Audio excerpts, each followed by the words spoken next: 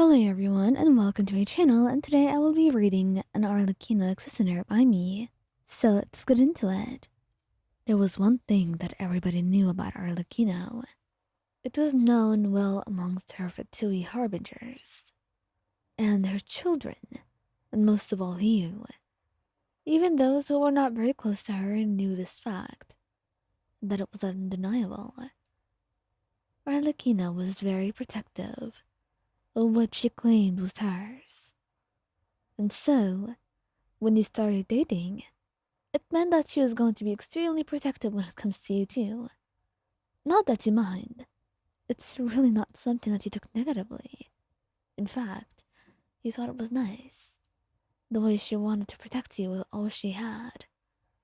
But it was simply the fact that maybe you are a little bit troubled by the way she goes about it. Arlecchino may be a diplomat, and may be very good at diplomacy and political talk, but sometimes she does not like to waste her time with such pleasantries. She likes to get right into the root of the problem. It wastes a lot less time and gets the job done. And when someone is just intruding and trying to hurt, which she very privately considered hers, then of course she was going to do something about it. And she was not going to be gentle. She never really liked to be, especially when such people did not give her a reason. So someone harassing you right now was certainly not someone that you would have any mercy on. At first, you tried to tell the person to stop. You didn't want to fight. You didn't want to cause a fight. And simply it just was not worth your time or theirs. But the person arguing with you was someone that lacked the brain cells to actually comprehend that you were warning them, not for your own sake, but for theirs. Because Arlecchino was in a store nearby, and you were waiting for her, and if she came outside and saw this, you could not guarantee their safety next. No one could guarantee their safety with Arlecchino around, and how protective she could be. It was the least that you could do to warn them, and tell them that whatever they're trying to do, right now was certainly not the time. It's not like you couldn't stand up for yourself, you certainly could. But there was a time and place for these things, and today was neither. And it seemed like you had failed, when Arlecchino came out of the store, and you felt her hand you placed on your shoulder. Darling, please allow me. I want to ask what exactly is going on here. And try not to lie to me. It's very clear, but I hope that I'm wrong, she says. And you can almost feel the anger from her voice, the silent rage. It was scary how she could be, and how no one could actually tell that. But you? Oh, you were able.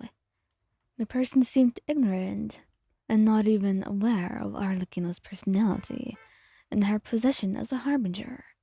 So, you could only just sense what trouble they were going to get themselves into.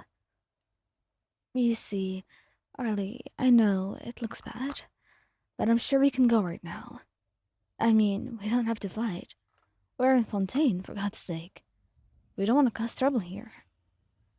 I agree with you, my dear, but I am a Fontanian, aren't I?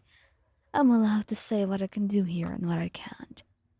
All I'm asking is that you be honest and tell me, what exactly was he trying to do? And did he bother you?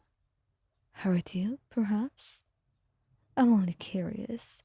It's not like I intend to do any harm, she said. And you could tell she was going to do a lot of harm. It would be obvious to anyone who knew her. And you could only pity the person who did not know a single thing they were getting themselves into today.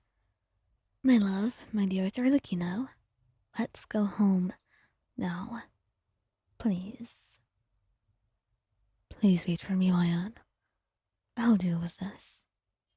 You can just go on ahead without me. All right, darling?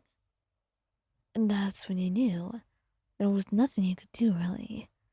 What Arlecchino has set her mind on, she would do it, with or without your approval. So you may as well just go and hope that whoever this person is, they come out of it alive. They will certainly be hurt and injured, but maybe just being injured alive is better than anything else. You really couldn't say. And you've never really had to be someone in that position, and you were thankful for that. So, after a couple of minutes, you heard someone crying out in pain. Someone begging. Quite a lot, mind you. And then Arlecchino was back, right beside you, wiping some blood off her cheek. He's been dealt with, don't you worry. Next time, do try to tell me when someone tries to annoy you. I'll make sure to swiftly deal with the matter. Have you looked at yourself? Maybe that's why I don't tell you. Oh, I know you're far too nice. But trust me when I say I do know these people, and I know what they deserve. So don't worry about it. It's not like he deserved your forgiveness. He's only getting what was in store for him. You knew there was no winning with this, so you just sighed and shook your head, while she wrapped an arm around your waist, leaning down a little bit to give you a kiss on the cheek. So as you walked hand in hand, the two of you finally going home, you knew that Arlecchino was someone that a lot of people would refer to as extreme and maybe unbearable. But to you, she was everything. She meant the world to you. Maybe you were not as valiant as she was, and there were a lot of things you did not understand that she did. But regardless, your hearts were intertwined. You meant the world to each other. She was your love, the person that cared most about you, and you cared about her just the same, even with all her questionable behavior and her antics and literally everything that makes her her. It was beautiful, scary, dangerous, but it was so your Arlecchino. It was so her, and you were in love with who she was.